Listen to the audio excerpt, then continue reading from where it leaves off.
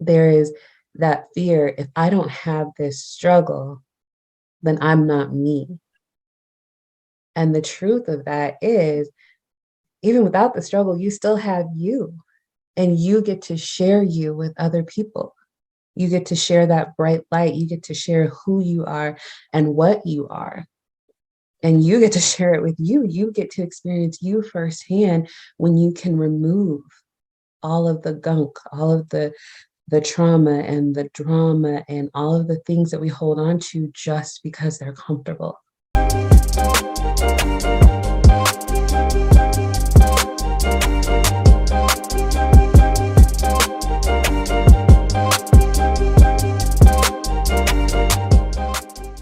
Hey y'all, it's Sierra. Make sure you head over to shoplegacysbks.com to check out the latest gear. As always, we have the Classic Therapy is Dope crew neck as well as tees. So head over to cop your crew neck today. It comes in Heather Navy, that cardinal red, as well as that beautiful gold that we love to see. So head over to purchase yours, not only for yourself, but also for a friend as well.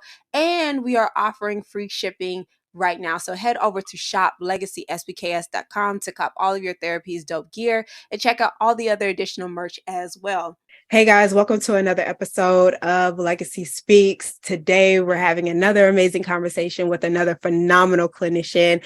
And I feel like she's like my sister friend or like my long lost cousin, because she's just amazing at everything that she does. And she's so down to earth. And I had the opportunity to be able to collaborate with her on the concept of identity. And so today we're going to talk a little bit more about that and dive a lot more into it. And so let me introduce you guys to my wonderful friend, Ms. Brittany Wright. Brittany, how are you? Well, I am well, but thank you for having me. I am so excited to be here. I appreciate you bringing me on so we can catch up and chat and do all of the things. Absolutely, absolutely. So we're going to dive into who you are and a little bit more about your practice and all things in relation to you. So can you let the people know a little bit about Miss Brittany Wright? Yeah, absolutely. So some of the more basic stuff, I am Brittany. I am from Denver, Colorado. That is where I practice and where I am licensed. I'm also licensed in Florida, working on Georgia. And then, so yeah, I have been a clinician for since 2016. So yeah, some years now. It goes by really fast. I have a focus on trauma. So I help a lot of people with trauma. And then with that, I have actually birthed a passion or found a passion that has kind of fallen into my lap and working with women in helping them find their identity, answering the question, who am I? So really honing in on your peace, your purpose, your power, and understanding who you are. Because we all want to know. We all hate that question, like, tell me about yourself. Uh, when you're somewhere and there's people you don't know, and it's just you make conversation with the "tell me about yourself" question. So yeah, that is a little bit about me. Is there anything else you want to know? You know what? No. Is there anything else you want the people to know about you is the question. I don't know. Nothing comes to mind right now, but I'm sure it'll come out as we're talking. Absolutely, absolutely. And so I know you talked about that question of like, who are you? What do you do? There's so many different ways of approaching those concepts. And so kind of circling back to the idea of identity, how do you explain that to clients? Because I often see that we get personality and identity confused. And so how do you unpack the concept of identity with clients? Yeah, that's a wonderful question. So, identity is the unique set of characteristics that can be used to identify you as a person. And so, it is really what makes you uniquely you, what sets you apart from other people. So, what is your individual identity? So, meaning going beyond just saying, I'm a therapist and um, Yeah, of course, now I'm like, I don't know. But going beyond just saying like, I am a therapist, I am 30 some odd years old. But really who are you? Like what makes you tick? What makes you smile from the inside out? Those are the pieces of identity. Those are the pieces of you. So there's cultural identity, there's social identity, and all of those play a part in who you are. But when it comes down to who are you when nobody is watching? When there's nobody else in the room but you, do you like that person that you are sitting with? Is that person who you want to be? Is that person who shows up, when you're outside of the house, when you're at work, when you're at school, when you're at church? Does that person change? Or is the person who you are sitting with alone? Is that person the same? Because that is really who you are, is who you are when you're by yourself. So are you still kind? Are you still thoughtful? So those things matter, your characteristics. Who are you? Absolutely love the way that you broke that down, especially when we're talking about like the concept of who are you. I think a lot of people had to figure that out, especially with the pandemic, when we found ourselves extremely disconnected from our loved ones, from our jobs. And even as we started to question the spaces that we are a part of, right? Oftentimes we have a way of rooting our identity in our accomplishments and our achievements and our roles and responsibilities. And at the core of it, yeah, all of those play a major role. But how can we get to the root of who we are? And so can you talk a little bit about why it's so important for us to explore our identity, especially when it comes to our mental and emotional wellness? Absolutely. I think you brought up a good point when we were talking, or when you said earlier about the difference between personality and identity. So the cool thing about your identity is it can shift, it can grow. And you can make it, you can mold it. With personality, as you know, as a therapist, personality, you're stuck. Like we you can't change that bad boy. That is what it is. And fortunately for most people, most of the time, you enjoy your personality and people enjoy your personality. We have a few exceptions, some outliers, but Oh, overall, your outliers. personality, your personality is what you come here with. So if you are temperamental as a baby, you are probably going to be temperamental as an adult. Uh, if you are shy as a baby, you are probably going to be shy as an adult. So there are just certain things that we are born with. But when it comes to your identity, you really get to choose this unique set of characteristics. So, going into when you really think about your identity and who you are, saying something more than your accomplishments, more than your position, because you are more than a therapist, you're more than a license holder, right? So you are a woman. I am a woman. I am a woman who loves to read. I am a woman who is thoughtful. I am a woman who can be temperamental. I am, all of these things. And I can say that confidently. But again, the cool thing is that these things can change. And so if I don't like that I can be temperamental or that I can get an attitude sometimes, these are things that I can change. These are like characteristics.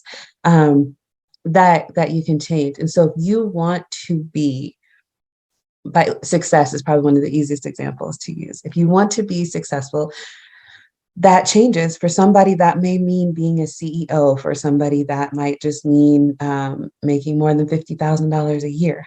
It changes. And so you get to determine what success means to you. And you can say, I am successful.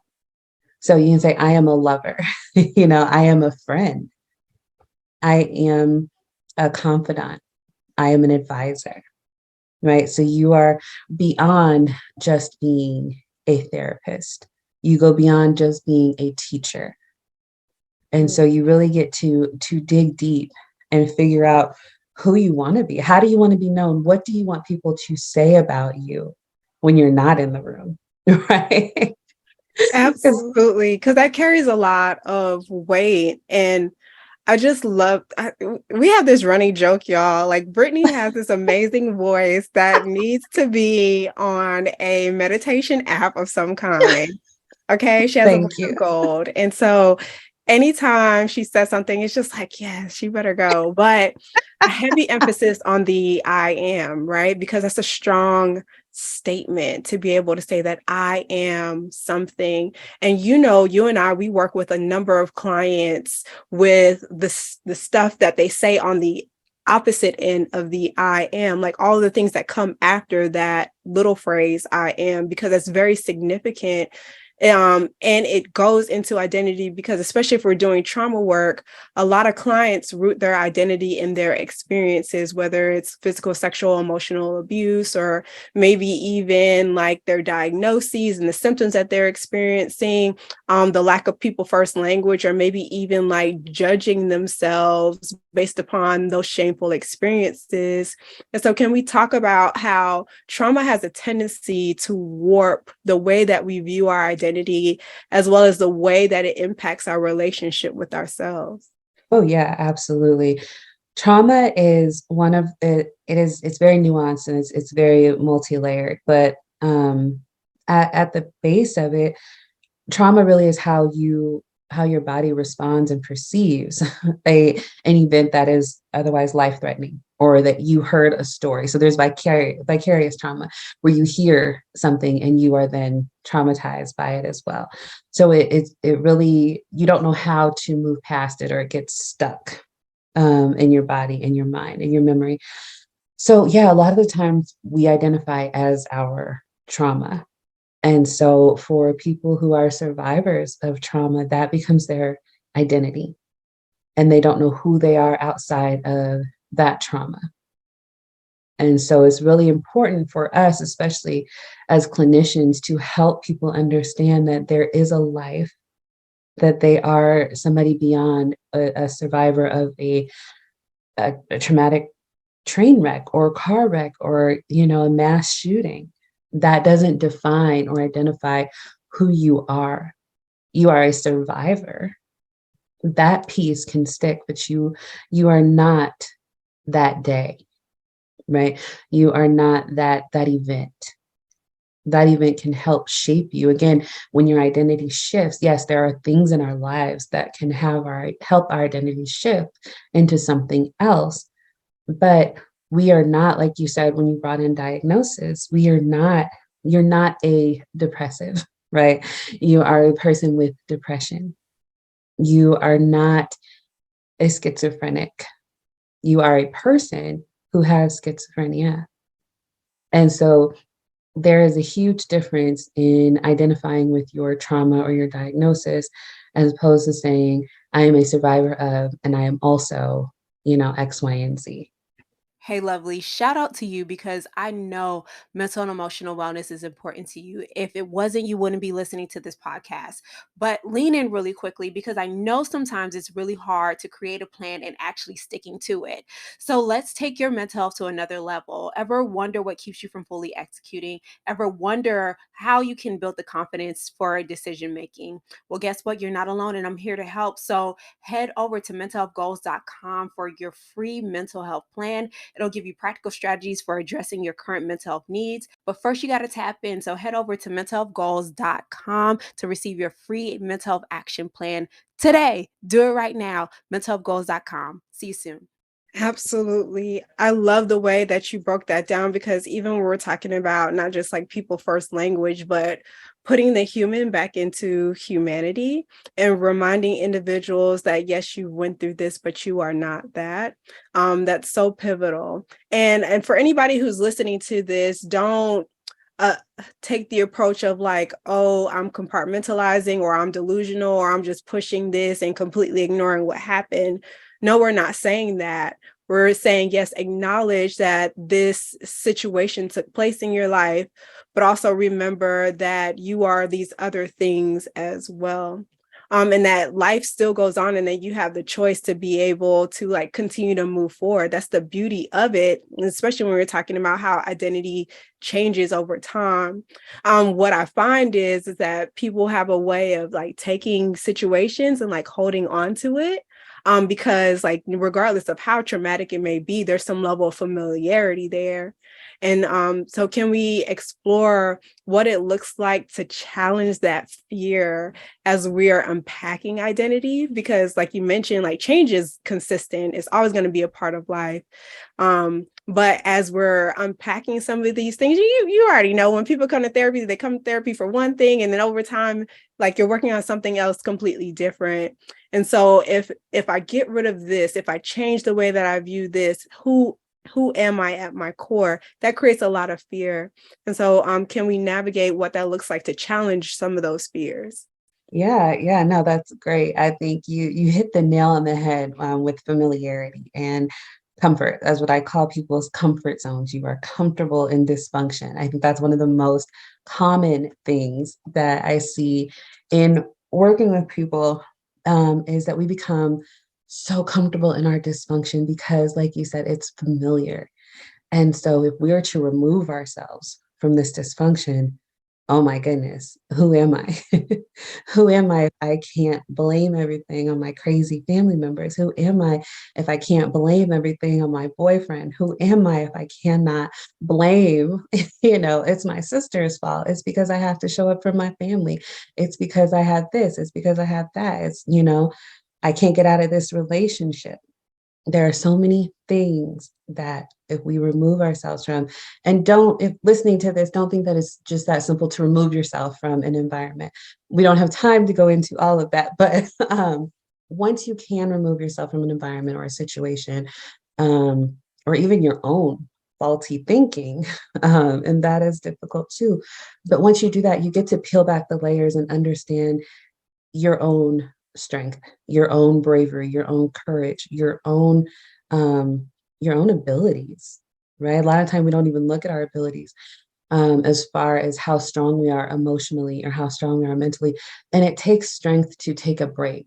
I do want to say that too. And sometimes a lot of people are scared to take a break. There's a fear to sit in silence. There's a fear to allow quiet. There is that fear, if I don't have this struggle, then I'm not me. And the truth of that is, even without the struggle, you still have you, and you get to share you with other people. You get to share that bright light. You get to share who you are and what you are. And you get to share it with you. You get to experience you firsthand when you can remove all of the gunk, all of the trauma and the drama and all of the things that we hold on to just because they're comfortable. It's like that blanket. Like we all have our favorite blanket. Some blankets are weighted, some blankets are fuzzy, some are just warm. And we love those blankets because they're comfortable, they're familiar, they make us feel good. And even when they don't make us feel good, because maybe it's getting old and it's worn, it's scratchy, we don't want to get rid of it because we know it. We don't want to replace it. And so we keep it. And that's the same thing we do when we identify with our circumstances, when we identify with our trauma, when we identify with dysfunction.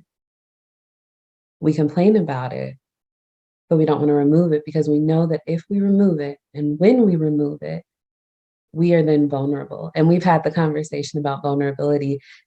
Nobody likes to be vulnerable, guys. So if you are like gung ho for being vulnerable, you are in a very, very small pack of people. But the majority of people don't like being vulnerable because it feels like you're being exposed. And if you don't know who you are, exposure can feel very dangerous.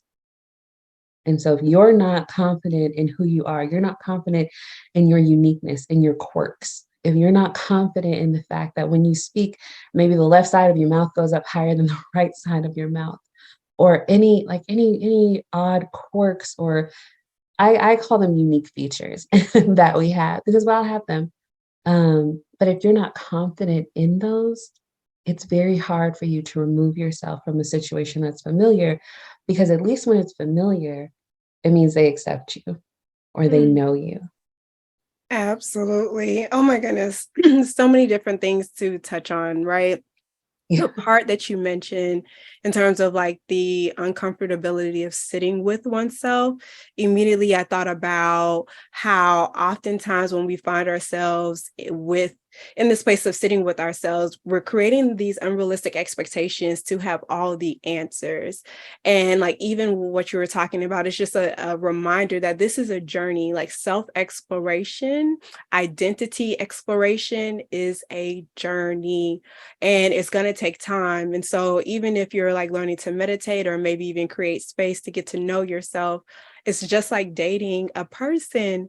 And so we give ourselves grace when we're in the dating process, but we don't give ourselves grace when it comes to getting to know ourselves, like that period of getting to know ourselves from a better perspective. And so can we talk about some of the strategies of how we can learn how to get to know ourselves a little bit more, or what does identity exploration look like on a practical and tangible level? Yeah, I think that's great. You want to ask yourself, well, first, what comes to mind when you do think, who am I? Like what actually comes to mind for you? I think that is a good place to start, because a lot of people are like, I don't know. But if you start to think of, just start with your characteristics. Sorry. So starting with, uh-oh, I lost you. There you go. So starting with, at the most simplest, are you kind? Are you mean? You know, are you anxious? Are you sad? You want to go into, how would you describe yourself first? We get that question a lot too. I think it's one of the questions we would get in like middle school, like, how do you describe yourself? And everybody has like the best answers because everybody is kind and thoughtful and caring. And those are beautiful things. And it's a great starting point. But beyond that, are you easy to love? Do you love easily? Are you easy to trust? Do you trust easily? And so you want to ask yourself then, what are your likes and your dislikes? So you want to start very basic. What do I like? What don't I like? What words would I use to describe myself? Once you figure out the words to describe yourself, go even deeper and say, why? What about you makes you caring? What about you makes you loving? If you come to a word that you don't like, and you're like, ugh, you're honest with yourself and like, I'm mean. Do the same thing. Why are you mean? What makes you mean? Do you think you're mean because people tell you you're mean, or because you're actually mean? Sometimes we take on identities that people give us versus what we give ourselves, because we think that people looking at us will know us better than we know ourselves. And that's not true. Sometimes you're mean because it's a defense mechanism. You don't want to let people close because you've been hurt. Yeah, definitely. And everything that she literally just described, guys, is a process of self-inquiry.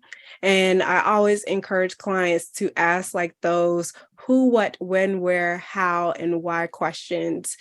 The problem that we find is that when we get to those why questions, we start to beat ourselves up because we don't have the answers. And so even if you are struggling with the why, it's okay. You can end it there and move on to the next thing. And journal it out. Don't do this in your head. Please don't do this in your head, y'all. Journal it out and give yourself the grace to be able to go back to it and revert back to it. Because even then you get an opportunity to start looking at the source. Similar to what you were talking about, Brittany, is just like oftentimes we are taking on identities that have been passed down intergenerationally, or maybe even like belief systems from a socio-cultural perspective. And so sometimes when we're doing identity work, we get an opportunity to lay it out on the table. Like, okay, this card that's been dealt to me, is this something that like I've been able to personally take on? Or did I just acquire this, or did I take this on from a place of survival, or from a place of like just falling in ranks with like the family system? And so you get an opportunity to figure out, what do you truly align with, and what's natural and comfortable for you? And does these alignments, are they rooted in who I truly am? Or is this just a strategy for me to be able to effectively survive whatever situation I'm in? And will these beliefs carry on as I transition into like the next phase of my life too? Because we get opportunity to shed some of those beliefs over time as well as we're getting acquainted with change. Absolutely. And I think that speaks to the shift, right? You're able to shift your identity when you want to. And I want to go back. Something you said made me think of it. When you are doing this self exploration, you want to come from a place of love. And so, one thing to check in with, and this is why it's good to have a therapist or a coach, depending on what your needs are, because they are different. But you want to come from a place of love. You need to love you. You need to come from a place of kindness and genuinity, genuineness. And so you there is some responsibility for you to be able to look at yourself, not judging yourself, not coming from a place of judgment, but coming from a place of honesty and care and love because you want to be the best version of you. And as you grow, your best version is going to grow. So again, you have to allow change, but you also have to know that who you are is beautiful and you have to love that person. And sometimes that takes work. So if you can't honestly figure out if you're trying to do this self exploration, nothing is coming to you. Really ask yourself, do I love me? And don't just, say yes, or hopefully that's your answer, but don't just say no and then leave it. Like Sierra was saying, journal, get it out of your head, because in your head, we are very convincing in our own heads, like extremely convincing in our own heads. So anything up there can sound great if we make it. So you can justify not loving yourself. But when you write it out on paper, it's kind of an eye opener, like, whoa, I didn't know I felt like that. That's wow, that's heavy. And so go from there. There needs to be some appreciation of self. And so that again is some of the things that I work with my clients on is if it's really hard for you to get to a point of even just confidently saying, I am a lover, I am a beautiful person, we have to go back a few steps and set the foundation of appreciation. Do you have an appreciation for you? Can you recognize all of the good things about you? Can you recognize all of the things that you have survived without saying, yeah, but? That is one of our biggest downfalls is the yeah, but. Listen, okay, that is a huge thing that I work on with clients as well. Like, it's like this process of giving backhanded compliments to oneself. It's just like, yeah, my locks are thick, but it's so difficult to wash them when it's wash day. Or, yes, I love my voice, but sometimes I sound like a child. It's like, no, just put a period at the end of it and keep it moving, or add that and in the in between. And so when we're talking about identity, it's important to start to survey the type of dialogue that we have with ourselves.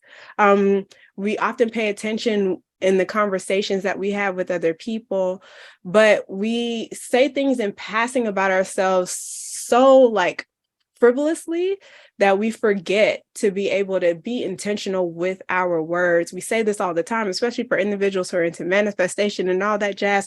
Our words have power, but they also have power over you in the way that you perceive yourself, in the way that you show up. Mhm. So please make sure that you're intentional with your wording. Yeah, because it ties back directly to beliefs, which is what you were saying earlier. Whatever you tell yourself, you will believe, especially if you're telling yourself that over and over and over again. Yeah, I survived the car crash, but I'm still weak. How does that help?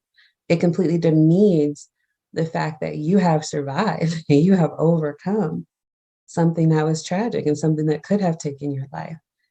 And you wash all of that away with the simple, yeah, but. So I like to have people live in the land of A and D, because you can be two things at one time. Yes, I survive, and sometimes I struggle. Sometimes I'm sad. Sometimes it's hard. You can be both.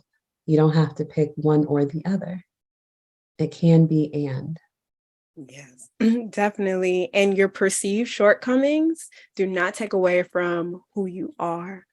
Actually, like we can start finding ways to reframe those perceived shortcomings as opportunities for growth, or maybe even foundations that help us to invest in our strengths. Even when we're talking about like the concept of identity, I think about like the multiple selves. So like self-image, self-efficacy, and self-esteem. And so self-esteem is the way that we feel about ourselves. Self-efficacy is the way that we view our gifts, talents, and capabilities. And self-image is the way that we show up in the universe and or how we present ourselves. And so finding ways to identify how those impact our sense of who we are and working through that, that's so important. Yeah, it is beautifully stated. I agree. The Absolutely.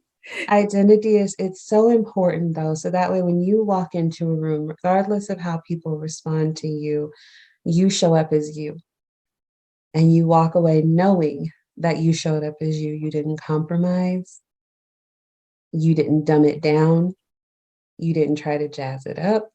Like you were just you. And you were comfortable in that. You were confident, you walked with your head held high, and you have nothing to worry about, because you were authentically and genuinely you. And when you are you, and this is the other piece of identity, and so this is why I'm so excited to do the coaching that we get into, is your power, your purpose, and your peace. It is all wrapped up into your identity. Because when you are going around not knowing who you are, you're not at peace. And you don't know your power because you don't know who you are, which means you can't find your purpose if you don't know who you are. If you're trying to be Sally and Joe and Ben and Isabel all at the same time, that can be very chaotic inside. So weeding out all of that and really getting into you. Who is Sierra? Who is Brittany? Who do we show up as? Absolutely. And Brittany, can we dive into some of the products and services that you provide, not only at Healing Words Counseling, but even with like your coaching services as well? Because it sounds like even with the process of like power, purpose, and peace, it requires some clarity. And so can you explain how you help clients find that clarity that they need? Yeah, absolutely. So, yes, like Sierra was saying, I am launching my coaching business next month. So, I'm so excited for that. By the time this airs, it should actually be fully launched. So, but yeah, so working with clients in the coaching business with the power, the purpose, and the peace. When we are able to hone in on our identity, and again, just keeping in mind that it does shift, it shifts, there's change. Um, but knowing who you are really helps you to lead to your power. You find your superpowers. And so at the conference, I spoke about not being a superwoman, meaning that you don't have to show up for everybody all the time, you know, everybody, everyone, every day, all the time. You don't have to do that. You don't have to be a superwoman. You don't have to save relatives. You don't have to save friends. You don't have to go into that mode of being there for everybody but yourself. So once you find out, you figure out who you are, you're comfortable with it, you're walking in it, you can identify then your power, knowing what your powers are. For some people, their power is humor. And I love those people because I need humor in my life and I am not funny. So I I need people who are funny. So everybody serves a purpose. And so let your power, let it be humor, let it be administration, let your power, whatever your superpowers are, and we all have more than one. For some people, it is their intelligence. For some people, it's their reliability. For some people, they have good financial sense, right? And they can do numbers. And so knowing what your superpower is, you don't have to be everything to everyone because you can't. You will be miserable and you will be nothing to no one in the end, including you, if you just try to be everything to everyone. So that helps you identify your powers, right? And then so you're like, yes, I know what my powers are. So we go through that phase and then your purpose. There's so much, everybody wants to know who they are, but then also, what is my purpose in life? We hear that question all the time. What is my purpose? What is my purpose? When you know who you are, you know what your powers are, you kind of land into your purpose. You're able to identify the characteristics of your purpose. You're able to identify what you're here for. And the thing about purpose is people think that it is this big, grand idea, and it's just, I have to save the world. Maybe not you. You don't have to save the world. Maybe your purpose, honestly, is opening a daycare in your city because you are good with children. You are good at running a business. You know people, right? And that can save a community, a daycare, right? You are giving people access to something that maybe they would have to drive too far for, or maybe their job hours don't align, right?